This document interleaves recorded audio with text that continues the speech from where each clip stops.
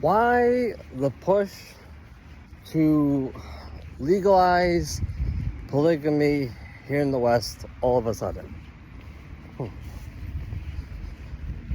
Let's get into that, shall we? Now, first of all, I wanted to say that I technically don't really approve of polygamous marriage relationships or marriage. Quite frankly, I don't really think anyone really does approve of it. So, I want to start with that. But I do understand there are circumstances that do make it necessary. I fully am willing to understand that. Now, to go into details about that,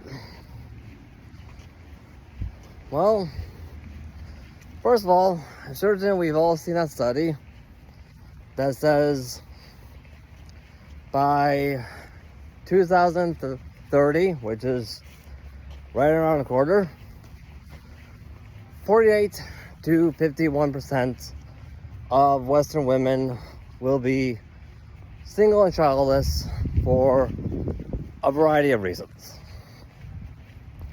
Now, if you're a single Western woman and hey, you're of a certain age, okay, I can only see how there's going to be a lot of genuine fear of the idea of being one of those women who will be single and childless by 2030. I can definitely see the fear. And I think we have been seeing the fear. Granted, I don't think a lot of them have been handling that fear in a healthy manner. But we can jot that down to the stages of grief. So, if these people that are pushing for the legalization of polygamy do succeed, I can definitely see a lot of women, not all, but a lot of them, getting together with their girlfriends and saying, hey, why don't we all work together, make this guy very happy as a team, so we can convince him to marry us and stay married to us. Now, given how incredibly more simple men are by nature, okay, I can definitely see how women could be successful in that if they make that their mission goal. I can definitely see it. Yeah. And and the reason why I can see women wanting to do this is because, let's face it, marriage has always been a lot more important to women than it ever has been to men. It really has been. Now, let's move on to the other reasons. The other reason is reasons are population imbalance, economy, and birth rates. Let's face it, in order to have a stable economy, you need to have a birth rate above 2.0. Ours is lower than that. So even though I don't really, like I said before, don't really approve of polygamy, don't really think anybody approves of it, I can see how in some cases polygamy could be necessary to get the birth rate up, to stabilize an economy to where it needs to be, if the birth rate is too low. I can see that. Another reason, now we'll move back to population balance. Like I said before on this channel, women make up the majority of the population nationwide. They do. So, okay, if you're in a situation where, hey, too many women, single women, not enough single men to go around, okay, what are you going to do? Especially when it's made perfectly clear that, hey, there aren't really that many men from other countries who are willing to move to this country to marry our women. Like, they're just not. Like, passport bros, like myself, is a completely separate direction.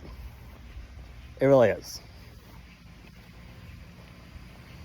Now there's the economy factor. Because, let's face it, a lot of economy things within the economy tie into marriage. It just does.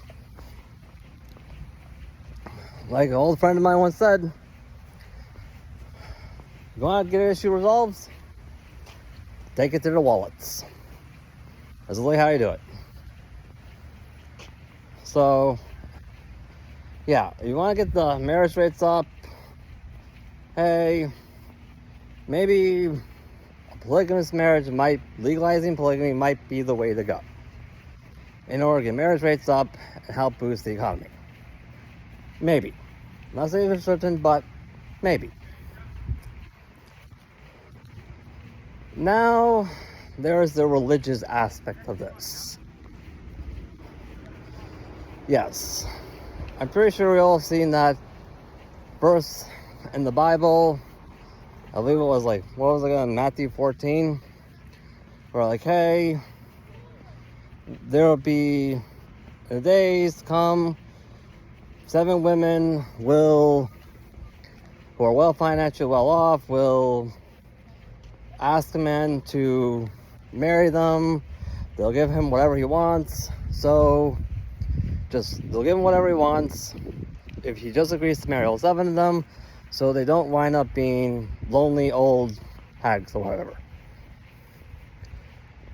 If you convert that to a modern day vocabulary, you can say that, like, hey, in that verse of the Bible, there will become populations imbalances that make, polygamy necessary. Like, say, there's way too many women, not enough single men to go around. That would be the one exceptional circumstance within the Bible on how, hey, polygamous marriages will be biblically acceptable. And the way it worked is that, like, hey, in that population of marriage, in that population imbalance, a polygamous marriage will be acceptable if to the maximum of 7 women marrying 1 man, 1 woman per each day of the week. So that, hey, everyone can have a day where they get the man to themselves. As long as they make it pretty clear that, like, hey, those ladies don't do anything to harm his peace. Because, let's face it, you have to convince the man that, hey, marrying you would be a good investment to his life. That's difficult enough for just 1 woman to do, let alone 7. And there's also the fact that, like, hey, we don't want to tell people how to practice their faith. And there's been a lot of historical problems with that. And I mean a lot. Point is,